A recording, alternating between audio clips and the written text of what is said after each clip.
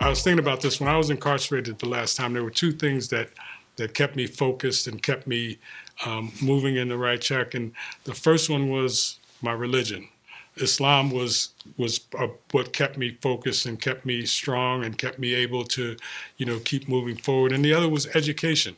And so to me, when I was incarcerated the last time, I was either in the mosque or in the school, one or the other. That's how I spent my time. And, again, I realized that those were the two things that really kept me going and that got me to be able to get to where I am today. It was the fact that I, had my religious belief and, that grounded me, and that I was focused on education. And because I believed, and I still believe, that education was what changed my life.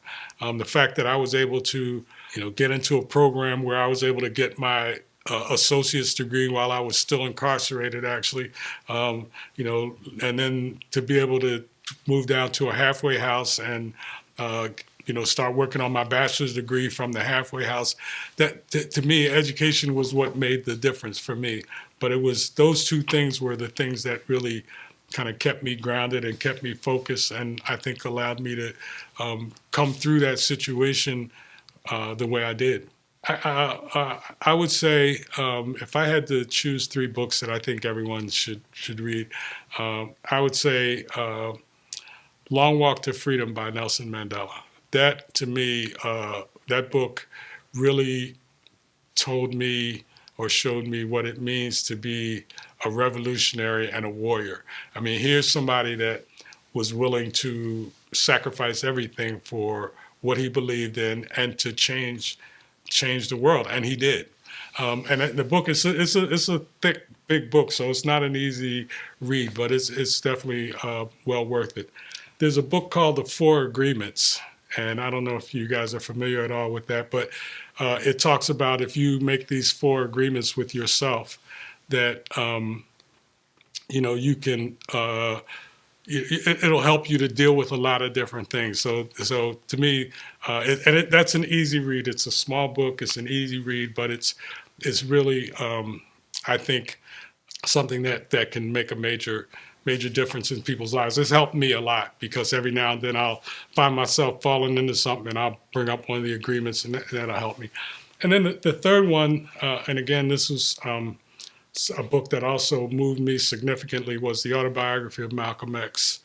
I read that book when I was incarcerated, and I remember reading through the lights had gone out. It would shut the lights out at 10 o'clock, but there's light out in the hallway. So I would come up to the bars and read through the light shining through the bars, and I was reading about Malcolm X doing the same thing as I was reading it in the bar inside the jail. But those are three books that have had a positive impact on me. A number of important mentors.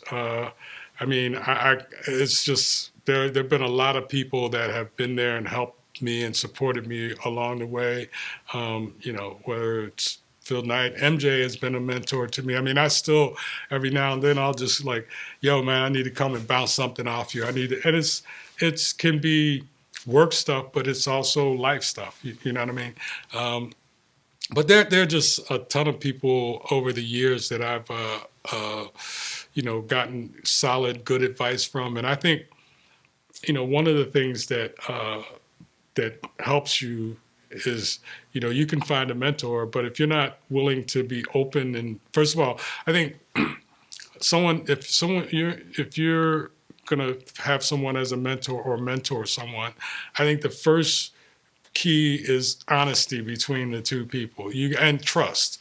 I mean, to me, the people that I consider mentors are people that I trust, that I can go to and talk to about things that I might need to deal with or things that I am, struggling with. But I have to trust that they're going to talk to me and give me advice from what they think is my best interest. And I think over the years, I've been blessed to have had a lot of true mentors over the years. In the book, I talk about a brother Wazir, who's a brother that just got out a couple years ago after doing 52 years in the penitentiary.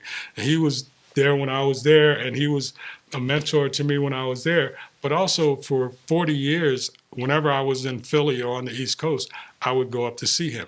And he continued, we would have, these deep discussions, and I would talk to him about the things that I was dealing with. And he, even from being inside, he's an amazing brother. I tell people he's got 3 daughters, and he's been a better father to those daughters from inside the penitentiary than a lot of brothers that are out here have been. So Wazir was and continues to be a mentor for me. One of the things about Brother Wazir is, he's always going to be honest. He's always going to be straightforward with you, and I appreciate that. And to me, that's one of the things. It's like, you can't BS people all the time. You know what I mean? And Wazir is who he is. He is, with him, there, this is who you get. You know what I mean?